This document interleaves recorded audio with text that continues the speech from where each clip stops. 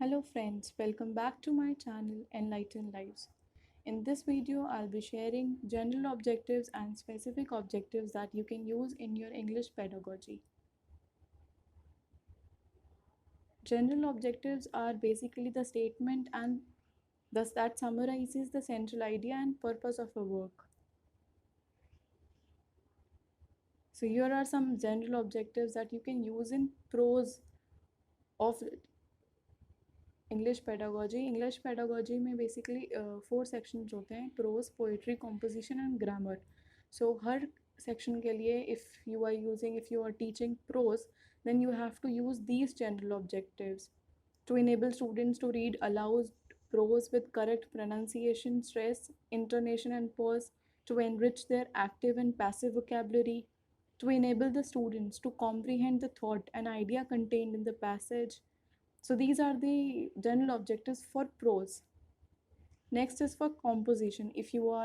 Suppose you are teaching letter writing, notice writing, report writing. If you're teaching composition, then you have to use these general objectives to enable students to express ideas properly with correct use of vocabulary, to develop the writing abilities and skills among the student, to develop the writing imagination and expressive techniques among the students. So these are some examples of composition general objectives. Next is our poetry. So if you're teaching poetry, then you have to use these general objectives to enable students to write the poem with proper rhythm and intonation, to enable them to understand the thoughts and imagination contained in the poem. So these are the objectives that are required to be fulfilled. कि आपका objectives उस particular poetry को पढ़ाने का क्या है, आप क्या चाहते हैं कि बच्चों में क्या डेवलप होना चाहिए, उनको क्या आना चाहिए.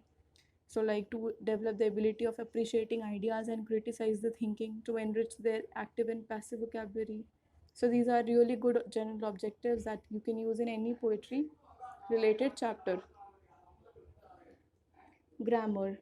So these are some general objectives that you can use in any grammar lesson.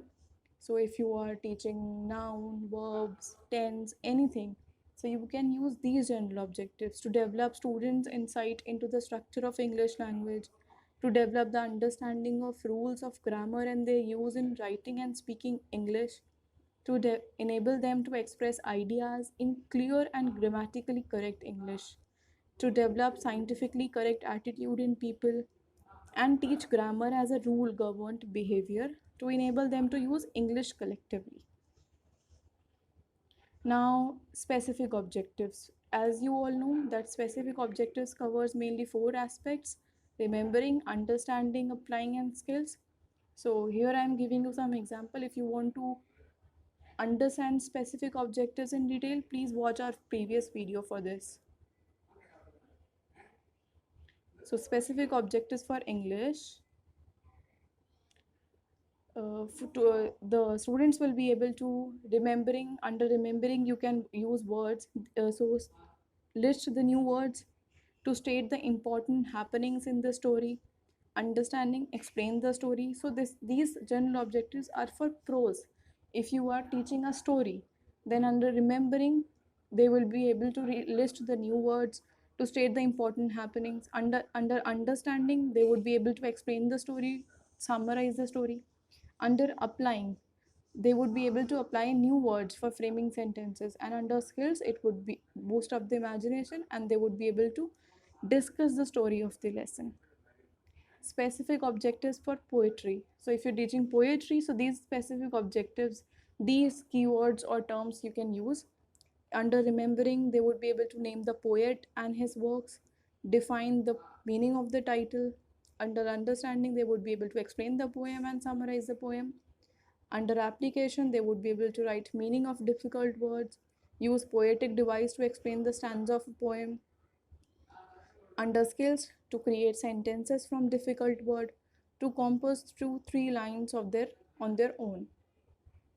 Specific objectives for composition. So if you're teaching notice writing, letter writing, any report writing, then you can use these specific objectives. Understanding, illustrate notice on different topics, explain the uses of notice. Under remembering, they would be able to define notice writing related to their daily routine. applying, make use of notice writing, for providing information, develop interest in language and writing skills, design the notice by planning and using writing skills. These are some specific objectives that you can use if you're teaching grammar. So the students will be able to define verb, list types of verb with examples.